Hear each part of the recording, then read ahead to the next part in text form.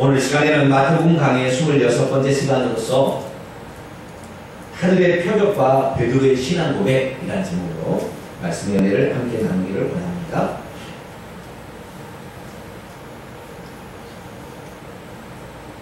예수께서 공생애를 시작하셔서 사역을 감당하시게 되자 시기하는 존재가 있었죠. 그게 바로 종교 지도자들이었습니다. 그 종교 지도자들은 예수 그리스도에게 사람들이 몰려가는 것을 싫어했습니다. 그래서 어찌하든지 예수 그리스도로부터 흐름을 잡아서 그를 무너뜨리기 위해서, 그를 죄인 만들기 위해서 이렇게 사람들을 파송했습니다. 그래서 예루살렘에서 보낸 조사관들이 늘 와서 예수님을 이렇게 감시하니까 예수님께서 이 사역하시기가 그들하고 맨날 이렇게 얘기를 하게 되면 그들은 자우지간 썰렁다 지혜로운 분에게 어느 누가 뭐 이렇게 대안이 되겠습니까? 안 되잖아요. 그렇지만 불필요한 논쟁이 오간다 이 말이죠. 그래서 해야 될 사역은 못하고 오히려 책망하는 일을 더 많이 한다 이 말이죠. 그래서 예수 그리스도께서는 초창기에는, 나중에는 그걸 받아들이셨지만 초창기에는 사역들에게는 어떻게 했느냐? 그들을 피하신 거예요. 그래서 예수 그리스도께서 괜히 그들과 이렇게 티격태격하는 모습이 좋지 않다 이 말이죠. 그래서 예수님은 다른 곳으로 이렇게 피신하셨어요. 그러다가 지난 주간에 보니까 데가볼리 지역에 가서 이방인들의 사흘 동안이나 먹지 않냐고 자기를 쫓아다니는 걸 보고 그들에게 먹을 것을 주자 해서 7명 이어의 기적으로 그들을 배부르게 하셨죠. 그리고 예수 그리스도께서는 마가단 지방으로 이렇게 이동해서 가셨습니다. 그런데 그 마가단 지방에까지 바리새인과 사두개인들이 와서 예수님을 또 이렇게 넘어뜨리려고 요수고 있습니다. 그래서 그들은 뭐라고 했느냐? 당신 진정 메시아라고 한다면 하늘로서 오는 표적을 우리에게 보여주시오 라고 얘기를 하는 것입니다. 예수님은 하늘로부터 오는 표적을 보일 수 있을까요? 없을까요? 있죠. 보이다마다 얼마든지 할 수가 있는 거죠. 그럼에도 불구하고 예수 그리스도께서는 하늘로서부터 오는 표적을 보여달라는 이 말씀에 응하셨을까요? 안 응하셨을까요? 안 응하셨습니다. 그들은 만약에 하늘로부터 오는 표적이 만약에 나타난다. 예를 들어서 모세가 광야에서 그 반석을 쪼개더니 물이 나왔다. 네? 그 다음에 엘리야가 하나님께 기도했더니 막 비가 막 쏟아졌다. 그 다음에 불이 내려서 막 재물을 살랐다. 막 이런 장면이 있다고 합시다. 만약에 그러면 그들은 어떻게 나오겠어요? 오, 당신은 진정 하나님께로부터 온 종이니 나는 당신을 따르고 경배하리다. 그리고 그 앞에 무릎을 꿇겠어요? 않겠어요? 처음부터 의도를 내가 너를 가만두지 않겠어 라는 의도가 왔기 때문에 아무리 하나님이 역사하시는 현장을 봐도 뭐라고요? 저가 귀신을 힘입어 능력을 행사하는구나 라고 평가해버리지 결코 예수님이 하신 모습을 보고 아닌 거예요. 그래서 마음이 아주 중요한 거예요. 마음을 미운 마음을 갖고 보시면 다 세상이 믿게 보이는 거예요. 제가 믿게 보여요? 사랑스럽게 보입니까? 네? 사랑스럽게 보여요? 믿게 보이면 제가 별 얘기를 해도 은혜 안 된다 이 말이에요. 은혜 안 돼요. 네? 저를 사랑스럽게 그리고 존경하는 마음으로 이렇게 바라봐야 이게 좋게 되는 거예요. 그냥 벌써 너의 마음포를 고쳐라 이거잖아요. 신보가 벌써 틀린 거같다 이 말이죠. 예수님은 어떻게 하면 틀리지 않으려고 그렇게 해가지고 하늘로서는 표적을 보이라 하면서 그것을 딱 해서 어느 빈틈이나 아니면 교묘하게 말을 만들어가지고 예수님을 넘어뜨리려고 하는 이런 속셈을 예수님이 아신다 이 말이에요. 그렇기 때문에 예수님은 벌써 그들이 무슨 목적으로 저렇게 하는 것을 아셨으니까 표적을 보여줄 리가 없어요. 그러시면서 한마디 하셨습니다. 뭐라고 하셨느냐? 16장 2절입니다. 마태복음 16장 2절. 예수께서 대답하여 말씀하시기를 너희가 저녁에 하늘이 붉을적적하면 내일 날이 좋겠다 그렇게 생각하고 아침에 하늘이 붉고 흐리면 오늘은 날씨가 붓겠다 이렇게 얘기하지 않느냐. 날씨는 너희들이 잘 분별하지 알면서도 이 시대에 와서 지금까지 얼마나 많은 표적을 보였거늘 그 표적조차도 인정하지 않고 또다시 표적을 너희들의 속셈은 있는 것을 아예 감추려고 하고 이미 나타난 것을 없애버리려고 하고 오히려 나를 무너뜨리려고 하는 속셈이 아니냐. 정확하게 예수님이 짚어서 그렇게 얘기를 하십니다. 그리고 4절에 악하고 음란한 세대. 이 세대는 어떤 세대예요? 악하고 음란한 세대. 악하다는 건 무엇입니까? 남을 나쁘게 보는 걸 악한 거예요. 나중에 그 한 달란트 가진 자가 악하고 무슨 종아? 예, 여기는 악하고 게으른 종하잖아요. 이 악하고 게으른 종은 그가 장사 안 했으니까 게으른 종이고, 악한 종은 뭐예요? 주인이 못돼가지고 인생해가지고 나이를 조금밖에 안 주고 다른 사람 많이 주고 주인이 나빠. 주인을 나쁘게 생각하는 것을 뭐라고 하냐면 악하다고 표현합니다. 이 예수님을 나쁘게 보는 그런 사람들. 그래서 예수님께서 너희들 자체 마음이 악하다. 그 다음에 두 번째 뭐예요? 음란하다. 음란하다는 무엇입니까? 이분을 존경한 척 하지만 사실 이분 존경하지 않고 다른 걸 존경하고 있다 이 말이에요. 네? 겉다르고 속다른 거예요. 지금 이중 경배를 하는 거죠. 그래서 이것을 우상숭배라고 하는 거예요. 간음이라는 것은. 아니, 간음이라는 것은 자기 부인이 있으면서 딴 여자하고 놀아나는 게 간음이잖아요. 그러니까 이 사람을 좋아한다면서 실제로 딴 사람 좋아하는 거예요. 마찬가지예요. 악하고 음란한 세대는 뭐냐? 너희들이 나를 나쁘게 평가를 하고 나쁜 사람이라고 이렇게 생각을 품고 그리고 나를 존경하는 마음이 전혀 없으면서 하늘로서 온 표적을 우리에게는 보여주세요. 그렇게 얘기하는 이것은 아니다 이거죠. 그리고 악하고 음란한 세대가 표적을 보이지만 나는 보여달라고 나는 표적을 보일 수가 없다. 그러나 내가 보여줄 표적 한 가지는 필요하다. 이건 뭐예요? 예수 그리스도를 믿지 않는 믿는 사람이든 누구든지 간에 예수 그리스도께서 우리를 위해서 속죄제물로 오셔서 십자가에 죽으시고 3일 만에 다시 살아나셔서 부활의 산 소망이 되신다는 사실은 예수님을 좋아하든 안 좋아하든 예수님을 싫어하든 기뻐하든 상관없이 모든 사람에는 필요한 거예요. 왜? 그것이 인류를 구원하는 게 예수님 오신 일이니까. 그래서 다른 것은 필요 없다. 그러나 요나의 표적만큼은 내가 보여줄 수가 있다. 요나가 뭐 했습니까? 요나가 물고기 뱃속에 들어가서 3일 동안 있다가 3일 만에 다시 살아나는 거잖아요. 예수 그리스도께서 우리 죄를 위해서 음부에 들어갔었다가 3일 만에 다시 살아나신 것을 그대로 재현했던 예언을 했던 사람이 요나 아닙니까? 그렇기 때문에 그 요나와 같이 내가 그렇게 너희들의 죄를 위해서 죽었다가 다시 살아날 것은 너희들에게 보여줄 수 있다라고 말한 것입니다. 그래서 우리들은 항상 사람들이 말이죠, 저 사람이 어떤 의도를 가지고 나에게 질문하느냐에 따라서 지혜롭게 대답할 필요가 있는 거예요. 아시겠죠? 저들이 뭘 한다고 했어요? 속아가지고 다 간이로 스피드해줘가지고 나중에 어떻게 해요? 히스기야 시대에 히스기야가 병들어서 아프 죽겠었는데 바벨론 사람들이 사절단을 보냈어요. 사절단을 왜 보냈느냐? 히스기야가 병 나왔다고 축하하게 보낸 것이 아니라 그 나라를 염탐하러 온 거였어요.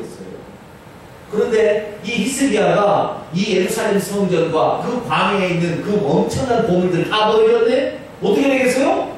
요거 뺏으러 와야지. 그래서 그 나라 멸망당한 거예요. 우리나라. 그러니까 그래서 예수님께서는 진주를 뭐에게 던지지 말라? 네? 돼지에게 던지지 말라. 진주를 돼지에게 던지면 진주가 어머 진주 우리 집사람한테 진주 던지면 좋아하겠죠. 우리 집사람은 진주 좋아하니까 없어서 그런데 돼지는 진주를 좋아하지 뭐예요? 꾸정물이나 좋아하지. 이거 뭐 진주 좋아하자. 진주 아무 쓸데없는 그 가치를 모른다 이 말이죠. 참 우리는요 지혜롭게 대답할 때 예수님 얼마나 지혜로우신지 몰라요. 얼마나 지혜로우신지. 그들에게 말했던 그들에게 표적을 보여줬던 그들이 오히려 그것을 이용하려고 아예 작정하고 왔다는 사실을 알았기 때문에 그들에게 그렇게 하지 않았다는 거예요. 그래서 예수 그리스도께서는 오히려 너희들이 시대를 분별하면서 두 눈을 뜨고 지금 너희들을 살리는 메시아를 구별할 줄 모르는 어리석은 자들입니다. 그렇게 예수님께서 말씀하고 있다. 우리는 예수 그리스도 그거를 온전히 하나님의 아들로 메시아로 믿고 따르는 걸 말합니다. 하나님이 그 믿음을 보호해 주시고 수많은 축복들을 복음화 덩굴을 탁 끌어올리는 복음화가 줄줄 따라오듯이 그 믿음으로 다른 복들을 끌어당기는 성도들에게 축원합니다. 가장 기초적인 믿음이에요. 그 믿음을 따라서 우리가 얻게 되는 것입니다. 그리고 예수 그리스도께서는 빨리 그 일을 피해서 갑니다. 그 일을 피해버려요. 왜? 더 이상의 논쟁을 해서는 별로 이득이 없다. 여러분, 누가 나를 화내게 하면은 거기서 그래? 나하고 좀 해보자는 거예요 지금? 이러면 어떻게 되는 거예요? 싸움 나는 거예요. 알았다. 그리고 그냥 피해. 우리 집사람이 화내는 거 저는 뺑이니까 내 방으로 가야 돼. 그러지 않으면 좀 싸우는 거예요. 제가 한마디 큰 소리 하면 우리 집사람이 할까 안 해요. 그러니까 17년을 안 싸웠겠지. 그러니까, 그죠? 지혜롭게, 이렇게, 지혜롭게 해야 돼. 어떤 분이 그러더라고요. 내가 17년 동안 우리 집사람하고 안 싸우고 살았습니다. 그랬더니, 그 화가 나는데 어떻게 안 싸워요? 화가 나잖아요. 화 안 나요? 그래서, 나도 화 나지요. 그럼 왜 화 나는데 안 싸워요? 내가 비결을 가르쳐 줄까요? 그랬더니, 비결을 가르쳐 달래요. 그래서 내가 비결을 가르쳐 줬어요. 비결은 먼저 이렇게 생각해. 무슨 사연이 있겠지. 두 번째, 지금은 저러지만 하루 이틀이 안 가서 다 풀어지려고 그럴 텐데, 그럼 그때 화낸 것을 미안하게 생각할 거예요. 네 입을 상상해라.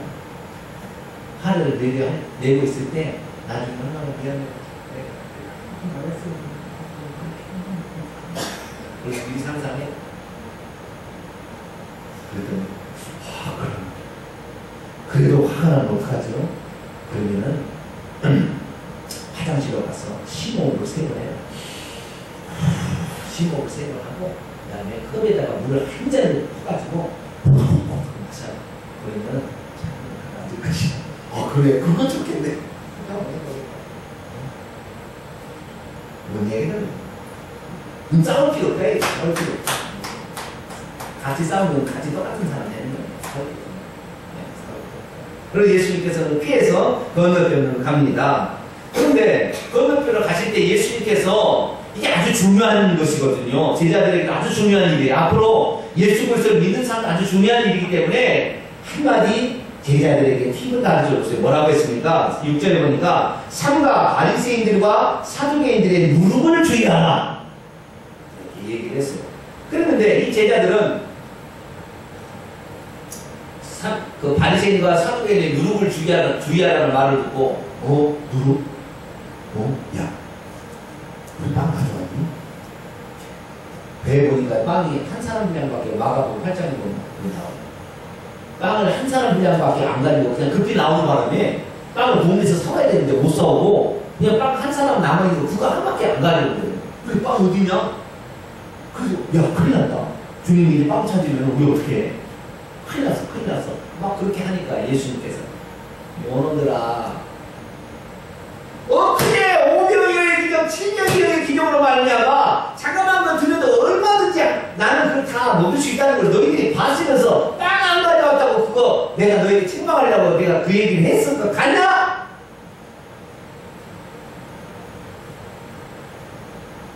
그렇게 예수님이 말씀하시면서 그게 아니다 라고 얘기를 한 거예요.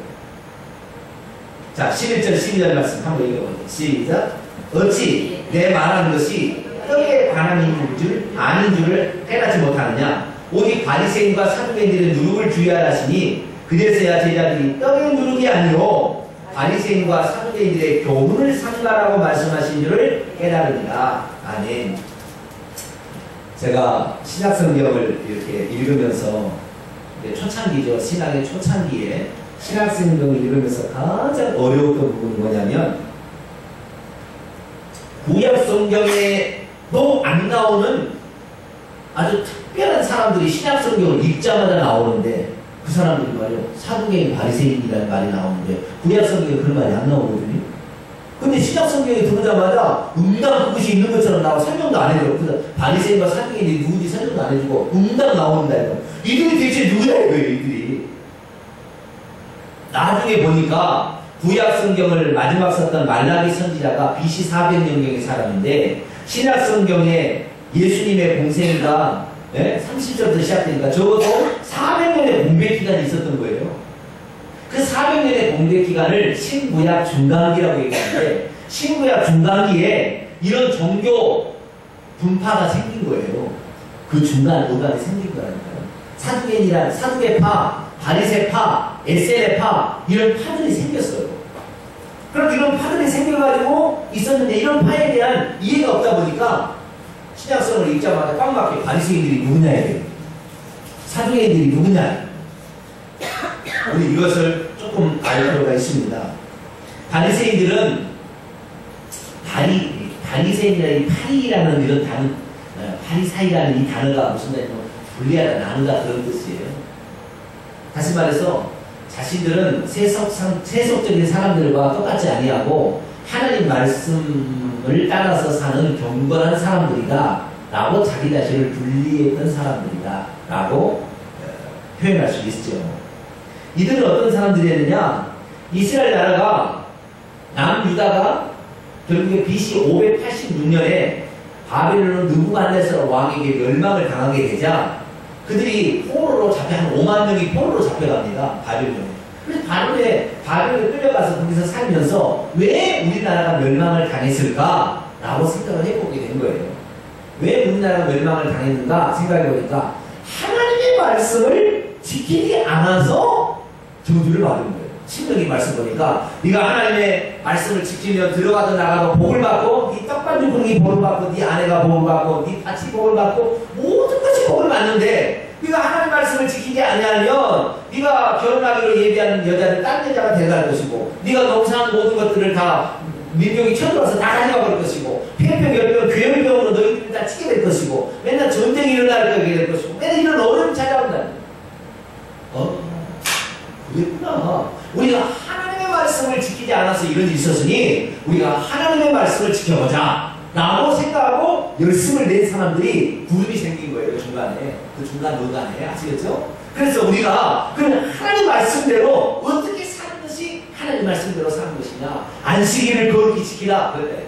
그러면 안식일을 거룩히 지키려면 어떻게 지키는 것이 안식일을 거룩히 지키라는 것이고 안식일을 일하지 않는 거냐. 해가지고 그때부터 이제 설명 같은 걸 만들었다. 이 말이야. 안식일에 계란 하나 무게 이상을 들면 일하는 것이고 계란에 1km 이상을 걸어가면 일을 하는 것이고 안식일에 허리를 엎드려서 손으로 뭔가 주우면 일하는 것이고 이런 식으로 그걸 만든 게 생겨진 거예요. 그런데 나중에는 사람들이 일상생활하는데 율법은 원칙만 있잖아요. 안식일을 거룩히 지키라. 일하지 마. 이것만 있지 어떻게 하라는 구체적인 법은 없다 이 말이죠. 그렇기 때문에 늘 이거 내가 오늘 예를 들어서 내가 계란 하나가 아니고 계란 무게 비슷한 요걸 하나를 딱 들었어요. 그럼 이것은 안식일을 어긴 건지 안 어긴 건지를 이게 궁금하잖아요. 그럼 누구한테 물어봐야 돼요? 바리새인한테 물어간다. 이건 어떻습니까? 계란하고 좀 형식이 좀 틀린데 바리새인들의 해석이 그것도 계란하고 똑같은 무게니까 안식일 어긴 겁니다. 그러면 죄인이 되는 거예요. 그리고 그 정도는 괜찮습니다. 그러면 괜찮은 거예요. 그러니까 천국과 지옥 보는 사람이 되어버렸다니까요. 누가? 바리새인들이. 율법에 그게 없어요. 그런데 실제적인 삶 속에서 뭔가 부딪히는 문제가 있다 이 말이에요. 그 부딪히는 문제를 어떻게 해결해 줄 거냐. 그래서 나중에 바리새인들이 어떤 상태로 변해버렸느냐. 나중에 율법 위에 자기가 율법으로 사람들을 재판하는 하나님의 자리까지 올라가 버리게 됩니다. 그래서 율법의 규정대로 지키고 있다고 한다면 모든 것을 잘 지키는 것처럼 예를 들어서 금식하라 그러면 어떻게 금식한다는 말은 없어요. 그러나 화요일날, 목요일날 이틀을 금식하는 거예요. 그리고 금식한다는 것은 사람들에게 보이기 위해서 어떻게 해요? 초췌하게 하고 말이죠. 아주 얼굴 그냥 옷도 안 빨아입는 거 그냥 금식하고 왜? 존경받으려면 저 사람은 하나님의 말씀대로 사는 사람이 아닙니까? 라는 말을 들으려면 뭔가 얼굴을 흉하게 만들고 말이죠. 이렇게 해가지고 하고 기도 시간이 있으면 이스라엘 나라는 아침, 점심, 저녁 반드시 기도를 하게 돼 있어요. 네? 아침, 점심, 저녁, 오전 9시, 12시, 오후 3시 매일 기도한다. 기도할 때마다 이 사람들이 기도한다는 거 자기들 가서 몰래 기도하면 얼마나 좋겠어요. 꼭 시장 의기나 사람들이 많이 모이고 가서 하나님이여 왜? 저 사람은 기도 많이 하네. 존경받아요. 그래서 외식하는 사람이 되어버렸어요. 위선자들이 되어버린 거죠. 그래서 이들을 이끌어서 뭐라고 하냐면 형식적 경건주의다라 이렇게 얘기합니다. 형식적 경건주의. 이게 누구예요? 바리새인들. 근데 그것뿐만 아니라 또 한 부파가 있었으니 사두개파가 있었어요. 사두개인들이 있었어요. 사두개인들은 어떤 사람들이냐? 이들은 현실적 세속주의자예요. 이들도 어찌하든 하나님 말씀대로 살려고 노력했던 사람이거든요. 하나님 말씀대로 이렇게 살려고 했는데 하나님의 말씀에 눈에 보이는 것은 어떻게 하냐면 눈에 보이지 않는 하나님의 말씀을 어떻게 지키기가 곤란하잖아요. 천사가 있냐 없느냐 이건 볼 수 없잖아요. 그럼 볼 수 없는 것 논리적으로 잘 생각이 안 되는 것은 빼버렸어요. 그런 것은 안 믿고 있는 그대로만 따르려고 하는 거예요. 그러니까 부활도 안 믿어요. 영도 안 믿어요. 천사도 안 믿어요. 내세도 안 믿어요. 이 사두개인들은 현실에 아주 중요한 거예요. 지금 어떻게 하느냐 중요해요. 내세는 아무 상관없어요. 그러니까 현실에서 어찌하든 간에 현실에서 잘 먹고 잘 살아야 다시 말해서 자손이 잘 되고 번성하는 것이 땅을 지경이 넓히기 하나님 축복이니까 어찌하든 간에 돈을 많이 가지고 부자가 되는 것이 최고다 생각합니다. 그래서 이 사두개인들은 돈 버는 일에 많은 관심을 가졌고 나중에 이스라엘 나라가 이 바벨론에서 바하사에서 헬라에서 로마로 넘어가면서 대제사장들도 그 지배하는 나라가 움직이는 거예요. 너가 해라 이렇게 누구나 할 수 있지만 이렇게 시키는 거예요. 왜? 지배하는 나라니까. 그러다 보니까 이 대제사장의 아들이 제사장이 되는 것이 아니고 지정한 사람들이 대제사장이 되는 거예요. 그러니까 누가 제사장이 되려면 어떻게 해야 되겠어요? 로마의 군부에 가서 돈을 좀 갖다 줘야죠. 미리. 우리 아들이 이번에 제사장이 됐는데 우리 아들을 좀 대제사장 밀어주시오. 그럼 대제사장을 밀어주면 이 제사장들이 뭘 바라느냐면요. 예루살렘에 6월절, 77절, 초막절 이런 시기가 되면 200만 명의 순례객이 와가지고 예루살렘 제사를 드려요. 그런데 다른 데서 가져온 모든 동물들은 다 무효야. 거기에서 파는 것만 써야 돼. 재물을 소나 양이나 비둘기, 소 이런 그 염소를 여기만 써야 돼. 그런데 여기에서는요 얼마를 붙이냐? 턱없이 많이 붙일 거예요 돈을. 그래도 여기 걸 써야 되니까 어쩔 수 없어요. 그러니까 그것이 얼마나 풍기를 남기겠냐 이 말이에요. 그러니까 이 사두개인들은 다 어떤 사람들이냐면 대제사장이 대부분이었어요. 제사장들이 대부분이었어요. 그리고 귀족들, 돈 버는 사람들이 다 이 사두개인들이었어요. 그렇기 때문에 이 사두개인들하고 이 바리새인들하고는요 사실 아주 관계가 안 좋아요. 어쨌든 간에 바리새인들은 하나님의 말씀을 지키려고 노력하는 그런 입장이잖아요. 어쨌든 해석을 해서라도 이렇게 지켜보려고 노력하는 거예요. 그러니까 이들은 백성도 존경을 받을지언정 돈은 없어요. 그런데 이쪽은 말이 안 되는 거 다 버려버리고 지킬 수 있는 것만 다 지키는 거예요. 이쪽은. 그러면 아니 현실주의자죠.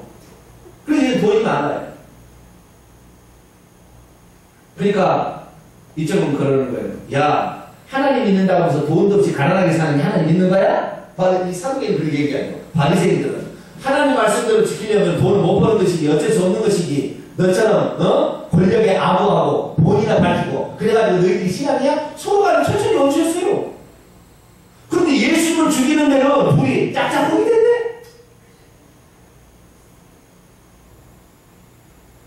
신기하지 않아요? 짝짝꿍이 됐어. 자, 다시 16장 1절. 바리새인들과 사두개인들이 와서 예수를 시험하여 하늘로부터는 표적 보이기를 청하니 둘이 짝짝꿍이 됐네.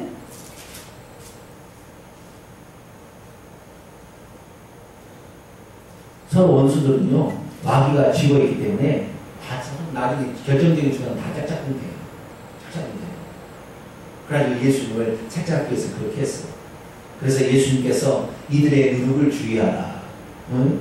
바리새인들은 형식적 경건주의를 주의하라는 거예요. 겉으로는 거룩한 척하고 기도하는 많이 한 척, 금식한 척 이렇게 하지만 실제적으로 그들은 그렇지 않다. 사두개인들은 응? 제사장으로서 거룩한 하나님의 제사를 흉내는 내지만 돈을 가리키는 자들입니다. 그래서 겉다르고 속다른 것이 있으니 이들이 말하는 것을 주의해서 들어야지, 그렇지 않으면 너희들도 그 누룩에 이용당해서 너희들도 완전히 생각이 바뀌어버리면 그들의 포로가 되어버린다. 누룩의 속성이 뭡니까? 누룩은 적은 덩이에 들어가가지고 그 전체를 말이죠, 부풀게 버리잖아요. 부패시켜버려요. 발열을 시키는 것이 부패인 거예요. 그렇듯이 그런 가르침들을 한번 받기 시작하면 같이 부패되는 거예요. 그러니까 어느 날 그러는 거예요. 야, 뭐라고? 목사님 설교가 그 설교 같냐고. 하도 은혜가 안 된다. 그리고 내가 이야기를 들어요. 이래서 은혜가 안 된다고. 그리고 얘기를 듣고 있으면 그 다음에 설교 들으면 그 다음에 설교 들으면 은혜가 될까요? 안 될까요? 그래서 그렇구나. 벌써 누룩에 감염돼 버렸어. 그게 바로 이 누룩의 속성이란 말이에요. 그래서 이 누룩은 외식하는 거 이런 거 금방 들어가는 거예요. 금방 배우는 거예요. 우리가 진실로 우리가 살아야 될 줄 믿습니다. 이런 외식에, 그래서 절대 너희들은 외식하는 거 이런 거 하지 마. 그리고 저들의 가르침 속에는 누룩이 들어있으니 잘못 가르침을 따라갔다가 너희는 똑같은 사람 된다. 그러니까 저들이 잘못된 것을 충분히 간파할 수 있는 영적 분별력이 필요하다. 제자들이 그렇게 가르치고 있습니다. 우리들은 이러한 분별력이 있기를 바라고요. 좋지 않은 사단이 넣은 이런 누룩들을 다 버리셔야 됩니다. 구약에 보니까요, 이 누룩은 절대 넣지 말라고 그랬어요. 하나님의 제물로 드리는 이게 누룩을 넣지 마라. 누룩이 온 덩어리에 퍼집니다. 갈라서 5장은 그렇게 얘기하잖아요. 그렇기 때문에 누룩 넣지 마라. 우리는 이런 잘못된 교훈들, 가르침들 따라가지 말기 바랍니다. 마지막으로 이제 예수님께서 가이사랴 빌립보 지방으로 아예 갔어요. 왜 가셨을까요?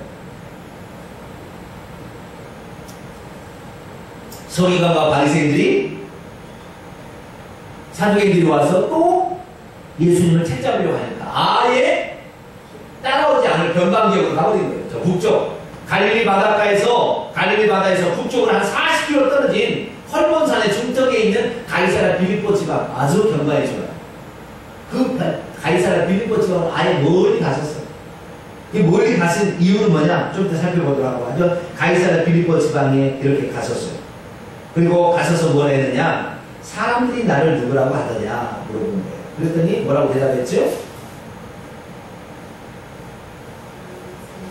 더러는 세례 요한이요, 더러는 엘리야요, 더러는 예레미야나 선지자 중에 한 사람이다라고 대답을 했죠. 세례 요한이 죽을까 살아나는 게 아닌가 생각했고, 오리라는 엘리야, 메시아가 오기 전에 오리라는 엘리야 아닌가. 근데 엘리야는 사실 세례 요한이었다고 예수님 얘기했죠. 그 다음에 예레미야는 뭡니까? 나라가 멸망한 걸 보고 눈물로 그 다음에 회개했고, 그 다음에 그 유다 백성들을 향하여 눈물로 회개하라고 외쳤죠. 그래서 그런 분이 아닌가. 또 선지자들, 신명기 18장에 기록되어 있으면 모세와 같은 선지자를 하나님 보내주다는데 혹시 그가 아닌가, 이렇게 사람들이 평가하고 있었다는 거예요. 그럴 때 예수님의 핵심은 그들이 아니라 제자들이, 아니 그 세상 사람들이 말하는 게 아니었어요. 왜? 예수님에게 한 3년 정도 이 제자들을 데리고 가는 이런 어떤 상황이 가운데 제자들 과연 예수님을 어떤 분으로 인식하고 있는가, 내가 제대로 가르쳤는가를 확인하고 싶었던 거죠. 그래서 너희들은 나를 누구라고 하느냐? 그랬을 때 시몬 베드로가 치고 나갔습니다. 말하기를 당신은 그리스도요 살아계신 하나님의 아들이십니다. 아주 그냥 이렇게 간단한 영영한 고백이 어딨냐. 너무 100점짜리 고백을 하는 거예요. 예수님께서 말하기를 바요나시모나, 바요나라는 바라는 말은 아람어로 아들이라는 말이에요. 아들. 바디메오가 나오죠. 소경 있잖아요. 바디메오는 누굴까요? 디모의 아들입니다. 바요나는 뭐예요? 요나의 아들입니다. 바예수는 뭐예요? 예수의 아들. 사도행전에 바예수라고 나오잖아요. 그 바라는 말은 아들이라는 뜻의 아람어예요. 바요나라는 것은 요나의 아들이라는 말이고, 그래서 이 베드로의 아버지 이름이 뭐였다? 요나예요. 어떻게 잘 아세요? 잘 모르는, 평소때는 잘 모르는 거예요. 네? 베드로의 아버지의 이름이 요나였고요. 이 요나를 헬라어로 이렇게 쓰게 될 때는 요한이라고 써요. 요나를 요한이라고 쓰는 거죠. 네. 예를 들어서 마리아 있잖아요. 마리아. 이건 헬라어예요.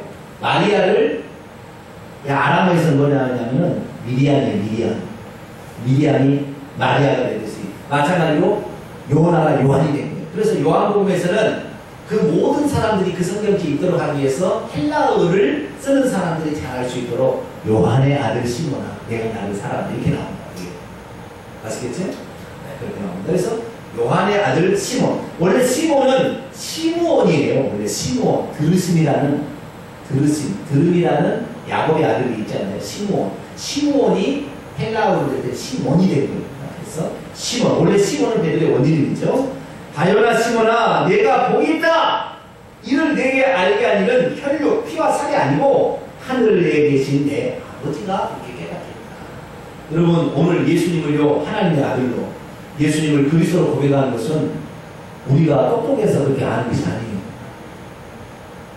똑똑해서 아는 거예요. 예수님이 하나님의 아들이요 우리를 구원할 메시아라는 사실을 만약에 이 서기관과 바리새인들 사두개인들이 들었다고 어떻게 하겠어요? 참나마다 그래서 죽여버릴 거 아니에요. 그러니까 예수님께서는 가이사라 빌립보 지역으로 멀리 이렇게 떠났어요. 멀리 떠나가신 것은 그 얘기를 그 순간에 해버리면 그 순간에 막 도로 천지라 그럴 거라 이 말이죠. 그러니까 아예 그들이 없는 지역으로 여기 변방으로 이방 지역의 그 첫 성이었던 이 변방 지역에 그리 가서 예수님께서 너는 너희들은 나를 누구라 하느냐 이렇게 얘기를 하신 것입니다. 그리고 그렇게 하신 이유가 또 있어요. 그 다음에 보면 신앙 고백을 제대로 한 사람들에게 하나님이 주신 두 가지 축복이 있는데요. 18절에 보니까 교회를 세웁니다. 어떤 교회? 음부의 권세가 해할 수 없는 교회를 세울 수가 있대요. 그 다음에 19절에 보니까 천국 열쇠가 그에게 주어집니다. 그 복이 올바른 신앙 고백, 이 신앙 고백이 내가 된 건 아니에요. 그러나 어쨌든 내가 관심을 갖고 봤을 때 예수님이 그렇게 보이는데 그 신앙 고백을 갖게 되면 두 가지 축복이 있는데 예수님의 교회를 세우는데 이 교회는 음부의 권세가 절대 이겨볼 수 없는 강력한 교회가 세워지고 또한 천국 열쇠를 주어서 우리가 그 사람을 영혼을 위해서 기도하면 그 사람이 예수 그리스도를 믿어서 그 사람도 천국에 들어갈 수 있도록 천국 열쇠를 우리에게 주신다. 이렇게 두 가지 복을 얘기하고 있다. 그럴 때 베드로에게 뭐라고요? 너는 뭐라고? 베드로라. 그렇게 얘기합니다. 그러면 예수님께서 베드로라는 시몬에게 원래 시몬이었지만 언제 베드로하고 이름을 바꿔줬죠? 처음에 요한복음 1장에 보면 나와요. 너는 앞으로 게바라 부릅니다. 게바라는 말은 아람어로 베드로라는 말이고 베드로라는 말은 헬라어로 베드로예요. 베드로라는 말은 반석이라는 뜻입니다. 이 반석이라는 말의 헬라어 원문은 페트라입니다. 페트라시죠. 페트라가 원문이고요. 이 페트라를 이 예수님께서는 반석하고 어근이 똑같은 너는 페트로스다 이렇게 얘기하는 거예요. 너는 페트로스다. 베드로라. 페트로스다 이렇게 얘기해요. 너는 반석이다 얘기하는 거예요. 그러면 초창기에 처음 안드레가 자기 형을 이끌고 예수님 앞에 왔을 때 너는 시몬인데 앞으로는 게바라 부르리라 그랬잖아요. 벌써 게바라고 그때부터 이름을 바꿨다 이 말이에요. 그런데 다시 너는 베드로라 왜 이렇게 같이 재정확히를 했을까요? 너가 그동안에 이미 너에게 베드로라 이름을 줬지만 너의 신앙은 항상 왔다 갔다 했어.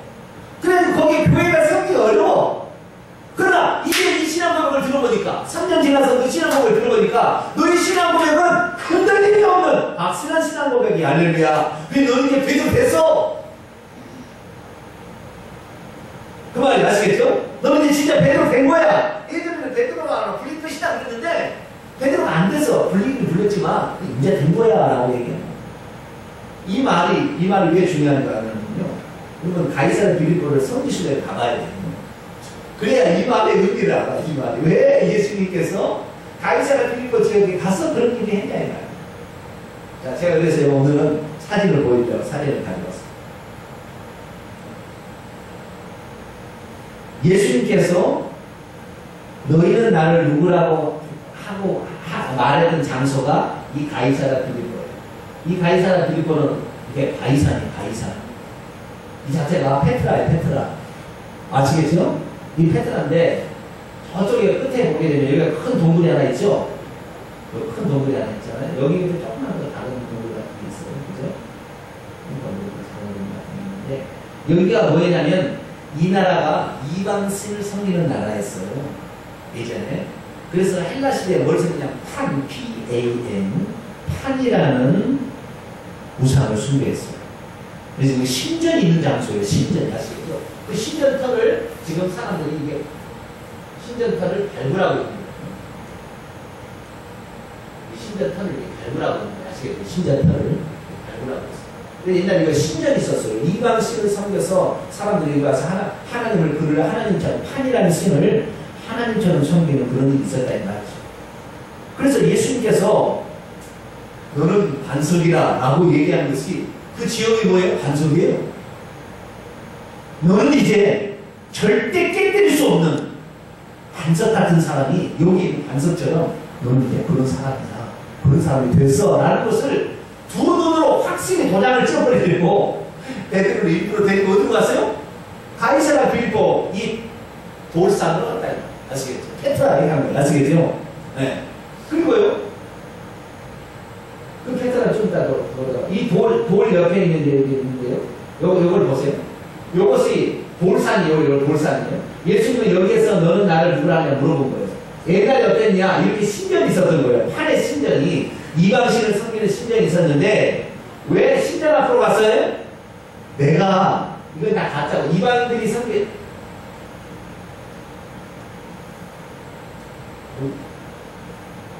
이방인들이 했던 것은 가짜니까 흔적도 없이 신전이 사라지지 않느냐. 그러나 나는 진짜 신이다. 나는 진짜 신이 너희들이 나를 그렇게 고백하게 된다고 한다면 너희들은 그 영원토록 변하지 않는 그 반석, 너희들의 믿음은 쪼개지지 않고 너희들은 없어지지 않는다. 이 믿음은 계속해서 나가서 교회를 세우게 될 것이고 음부가 차지하고 음부의 문들이 열려가지고 와서 귀신들이 장난해서 사람들을 끌어가지만 이 교회들은 가서 그걸 이겨내게 될 것이다. 라는 말하고 뿐만 아니라 보세요.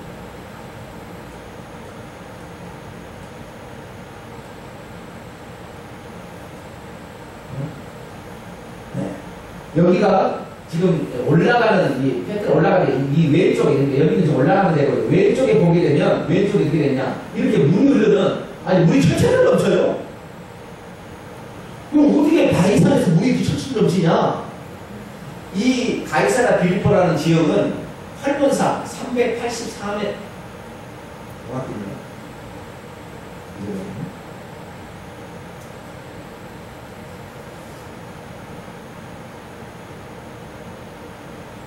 345m, 해발 345m에 위치한데 헐몬산이 훨씬 높아요. 그 헐몬산의 중턱쯤에 있는 마을입니다. 헐몬산은 많은 설로 덮여 있어요. 하얘. 눈이 높지 않는 그 산이 높은 산이에요. 그래서 그 높은 산에서 여름이 되면 또 눈이 녹아가지고 이 중간에 있는 이 가이사라 빌립보 345m. 345. 외국 10년 전이니까. 345m 되는 가이사라 빌립보 지역에서 스며든 물이 솟아나오기 시작하는 거예요. 아시겠죠? 그러니까 그 엄청난 양의 비가가 이 녹아가지고 땅속에 스며들었다가 가이사라 빌립보 그 성전 밑에 바로 그 옆으로 물이 솟아나가지고 이렇게 물이 생수가 없는데 펄펄 넘치니까 그 밑에 동네는 말이죠. 푸르른 아주 그냥 나무 가득 차 있어요. 사이 좋은 동네라니까요.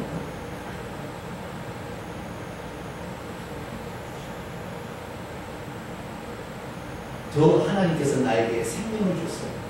너희들이 나를 제대로 신앙 고백에서 믿게 되면 절대 음부의 권세를 행하지 않는 반석을 볼 것이고 내 생명의 역사가 강같이 일어서 온 지구상을 다 덮게 될 것이라는 것을 설명하기 위한 가장 최적의 장소가 어디예요?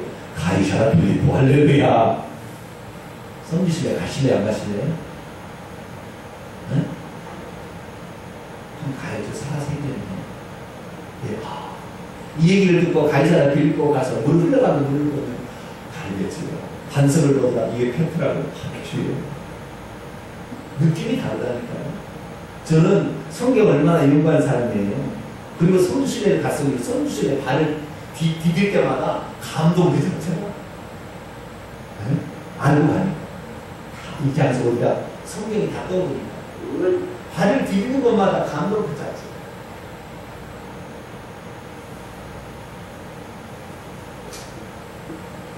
더 물을 볼까요? 네, 물이 이렇게 철철 흘러가네. 바로 옆에. 저기 있어요. 자, 뭔 얘기를 그래서 이 예수님께서 이 베드로를 신앙 고백을 그때 듣기로 원하고 그 베드로가 너가 이제 진짜 베드로라고 설명하기에는 아주 시험적인 조건이 좋았기 때문에 일부러 예수님께서는 가이사라 빌보 세우고 제자들을 데리고 가셔서 거기에서 단순히 어떤 분임을 고백했을 때 그 고백이 우리 변하지 않는 그것이 생명력 있게 온 세상을 덮고 흘러젖어서 적실 것이라는 것을 말해주고 있습니다. 예수님은 어디를 이동해도 그냥 간 게 아니었어요. 그것은 우리가 그런 상태로 가게 됐다는 것입니다.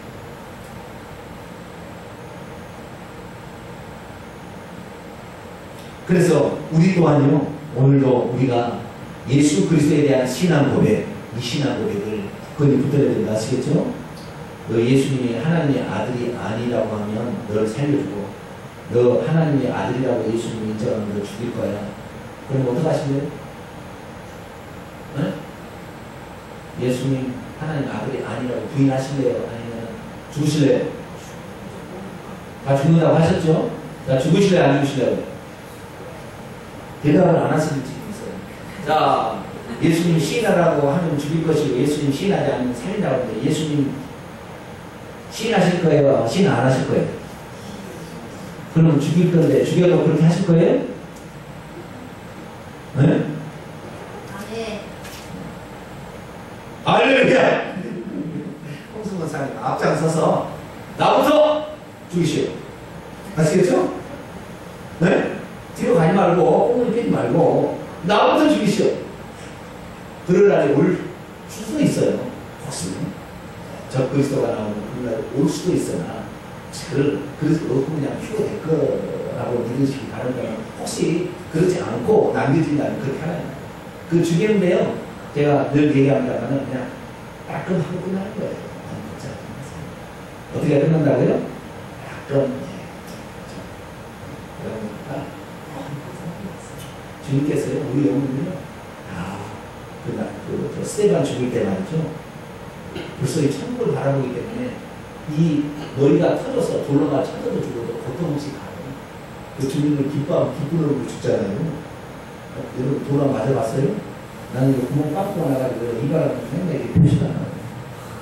한 3군데는 빵꾸가 나가지고 애들이 돌을 던져가지고 제가 어렸을 때 나는 맞았어요. 그러면 된장 갖다가 할머니가 딱 붙여가지고 얼마나 쓰린 거 아세요, 된장이? 그냥 나가면 되는데 된장. 그런데 스테반이 우리는 돌 하나 맞고도 이 된장 붙여도 얼마나 쓰리고 아픈데 사람들이 돌로 쳐서 죽었으니 이 깨져서 다 죽었는데도 그의 얼굴이 어디다 뭐 같더라? 천사와 그의 얼굴이 뭐 같더라? 천사와 같더라. 그렇게 죽어갈 수 있는 거예요. 순간 아름다운 것이고 행복한 것이에요. 이렇게 생각하시고 주님을 부인하지 않게 되길 바랍니다. 아시겠죠? 죽인다면 누가 먼저 맨 앞에 나가요? 홍순 권사님 맨 앞에 나가서 네, 내가 먼저 그렇게 하시겠다. 이런 사람이 돼야 돼요. 그 신앙 고백이 아주 그것으로 말미암아 복음 그 믿음이 있어야 돼요. 실제 그런 일이 발전하지 않을지 모르겠지만 그 믿음을 인생 가져가기를 축원합니다. 기도하겠습니다. 돌아가신 아버지 하나님, 교회가 어디 위에 세워집니까? 3년 동안 쭉 예수님을 따라다녔던 베드로는 예수님의 사랑이지만 사랑이 아니구나. 이분은 하나님이시구나. 이분은 구약에 약속된 메시아구나. 정확히 고백했고